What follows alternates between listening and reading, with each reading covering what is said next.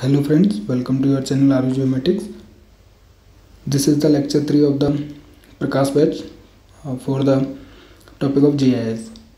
As we know, GIS components are of 5 types and that are hardware, software, data, methods and people. Already we have discussed 3 types of components in previous lecture, hardware, software and about data. Now we will discuss about another 2 components, methods and people. These 2 components are also important components of GIS, so we have to briefly understand about these components. So fourth one is the people. The tremendous growth of GIS technology. Actually, first of all, we have to see people is a component like we know GIS is a platform and we use it for the high data of geospatial. So people lies in many categories, as some people have knowledge about the GIS software but others don't have. So it is a usually interface to solve their problems and for the problem solving tools and decision making techniques. So people is most important component of GIS. It includes like administrative person, managers, GIS expert technicians and application experts and users and consumers. We will see a diagram in which roles of the people will define the GIS software. So first of all, we have to understand the GIS users are classified in 3 categories mainly. First one is viewers, second one is general users and third one is GIS specialist. And we will discuss all these 3 users in brief. So based on the information need and the way they interact with the system, these users are classified. So first one is the GIS viewers, GIS user, general users and GIS specialist. So we can understand these 3 users by the name, as viewers are only already know the people who only use the or for the display of the output of data or generally browse the geographical data. And second one is the general users, which use the GIS software for the commercial purpose and in daily uses. So this is the most important part of this user GIS component of people. And third one is the GIS specialist. They play the role in the development and growth of the GIS software. So these are the highly qualified persons. So if general users find any difficulty, so they request to the GIS specialist for their support and to solve the problem. And these help in developing the GIS software. So this is a diagram to understand the people component of GIS. Now we will discuss every user in brief. First one is the viewers, people who browse geographical database for their referential information. Means they don't help to or don't involve in the design and development of GIS. They only use the GIS for their graphical database information and nothing much about the development of GIS. They have to easily accessible geographical information in the GIS system. And second one is the general users. They actually use this software for the purpose of business and professional services, which are useful for the decision making processes. So they may also include the scientists, engineers, lawyers, entrepreneurs, administrators, planners, facility managers. These all users comes under the general user, means who use this software in daily routine and to help their problems for their and also for their decision making process.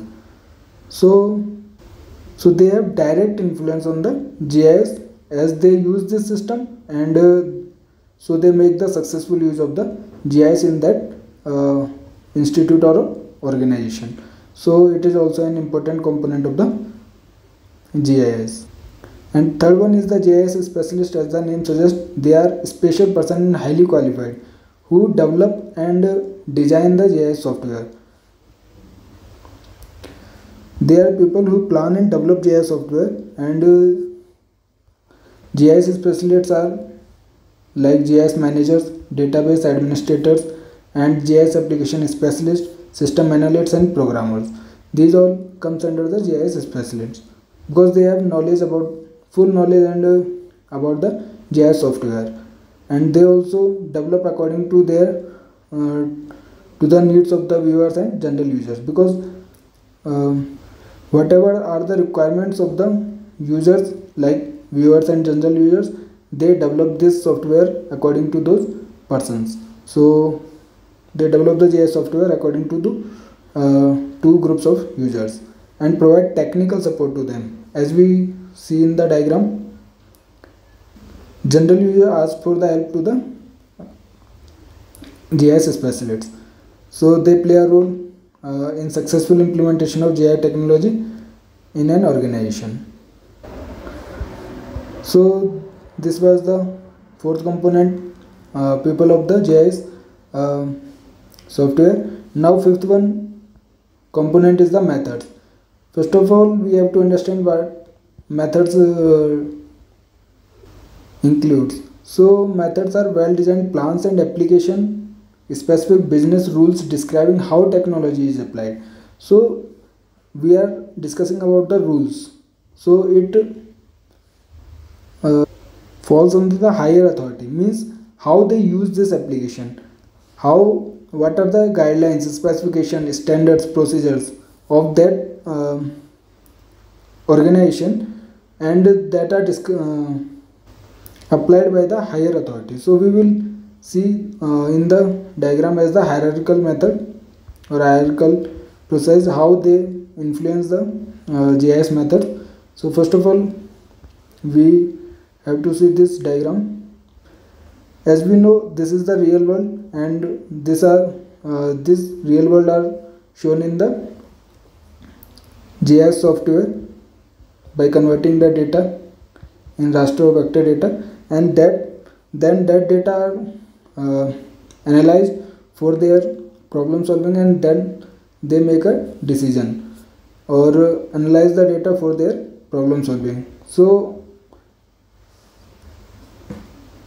this real world data are collected and managed in the GIS software, and analysis has been taken, modeling, time series, anything what they need, and then scenario simulations, means what are the output, and then on that output, on the basis of that output, decision has been made. So this is the strategic level, and this is the higher authority,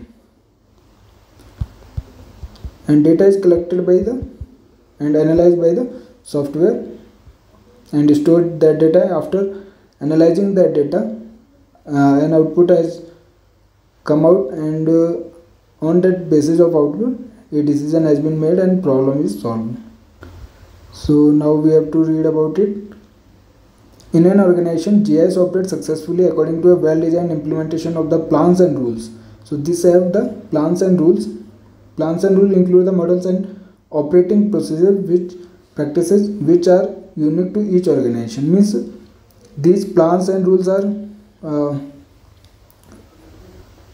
not a fundamental rule for all the organization. They can be different for different organization. In many organizations, GIS is not optimally used in spite of costly hardware and sophisticated software packages, since the organizational aspects are not properly looked into.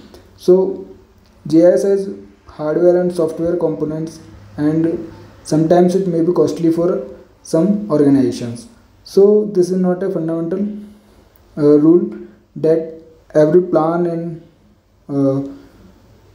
guidelines are same for all the organizations. So the people working in an organization are also important because they possess various skills to handle and work with geographic data and run GIS.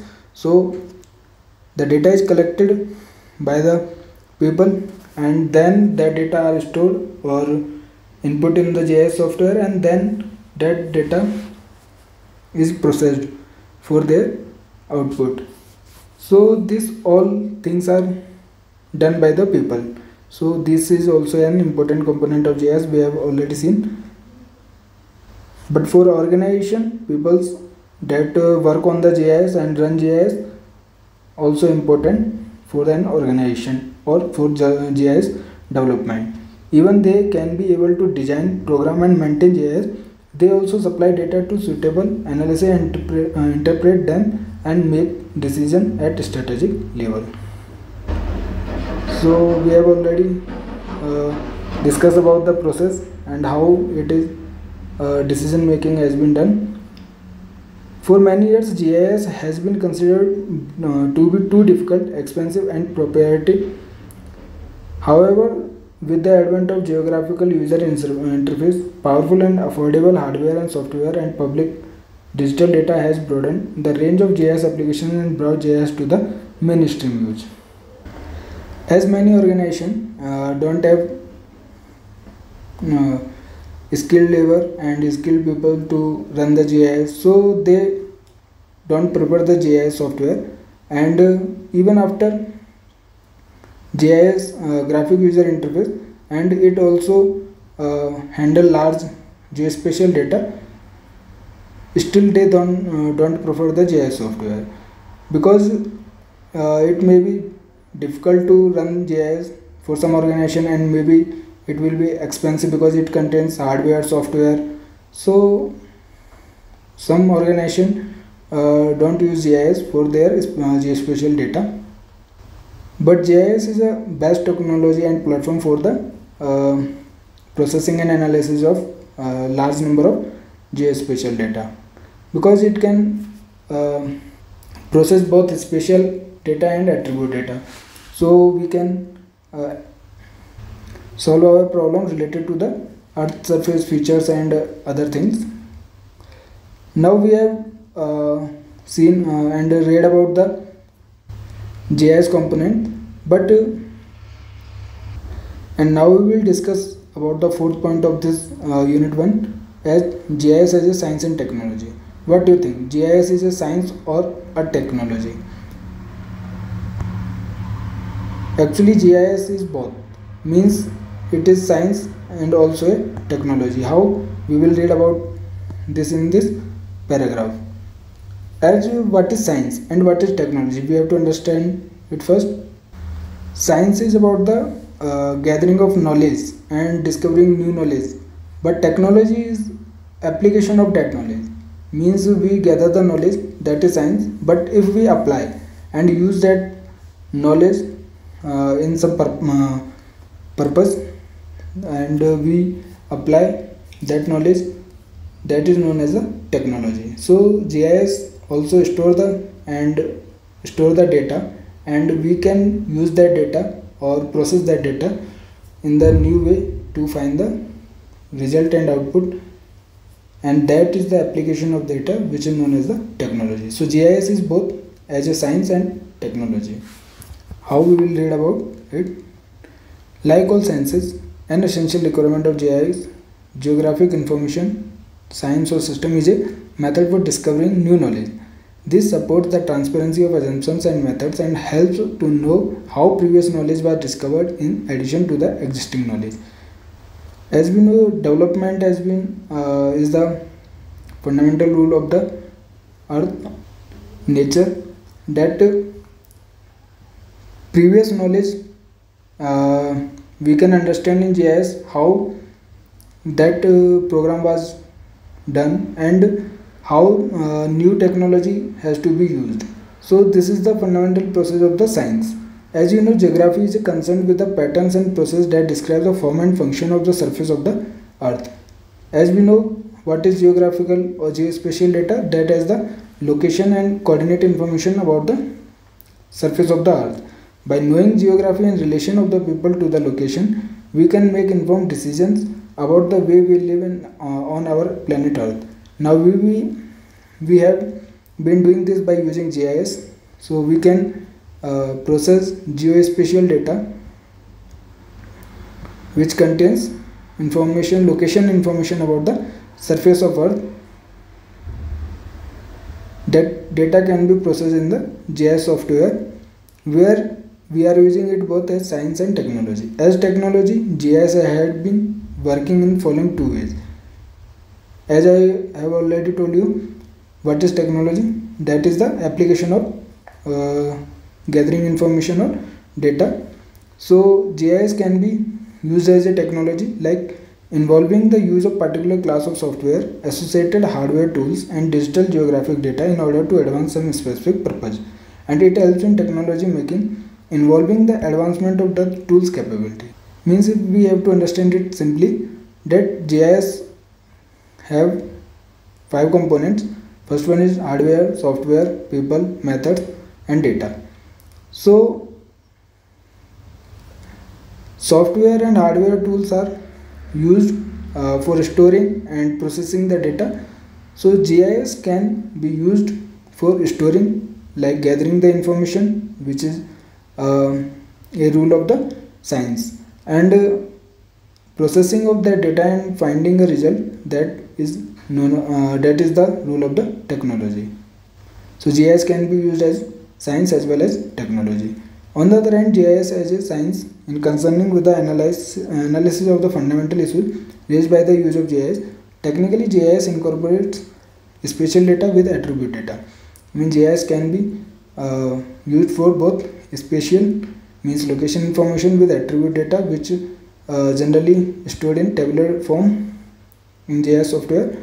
So, and it contributes, it includes attribute data includes the basic information about the feature or object. This coupled data is used to map, analyze and assess real world problems. Geographic information science system is problem solving science addressing various issues of human civilization.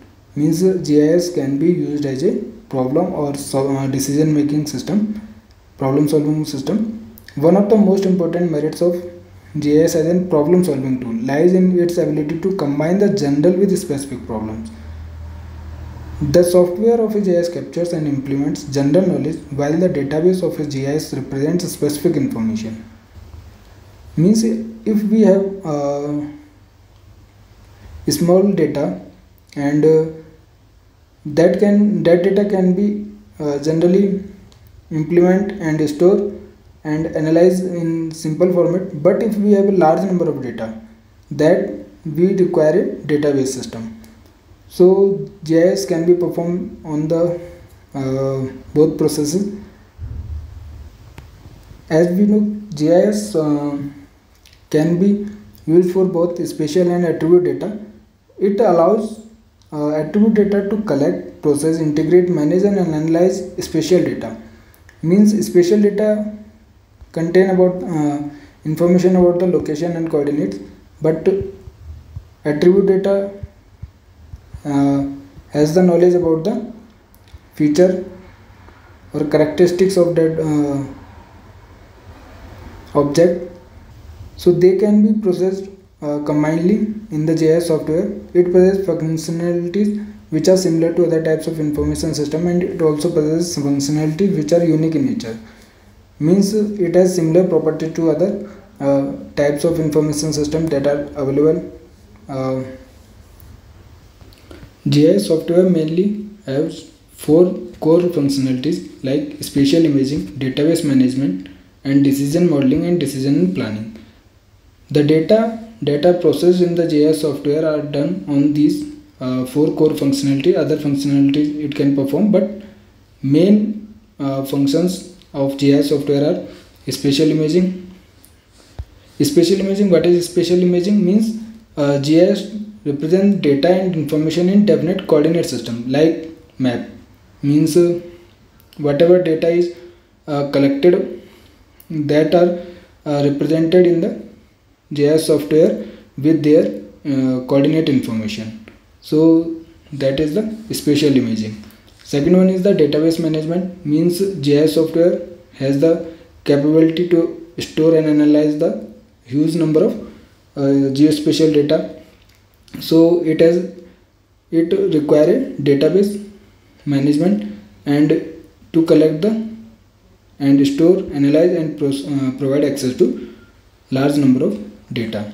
And third one is decision modeling, means GIS has the capability to function with analytical and decision making tools functionality, because GIS software has many tools on which we can query on the data and analyze the data and perform many tools on the data. And fourth one is the decision and planning. GIS software can be used for the creation and decision of and planning. As we know, GIS can be used for the problem solving and decision making tools.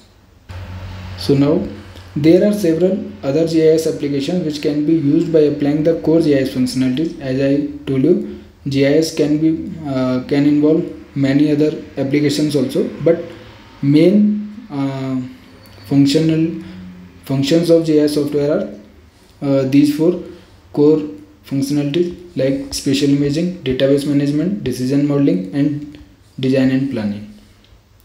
But it also includes surveying, automated mapping, facilities management, market analysis, logistics, transportation, and strategic decision making and design and planning. It can also applied.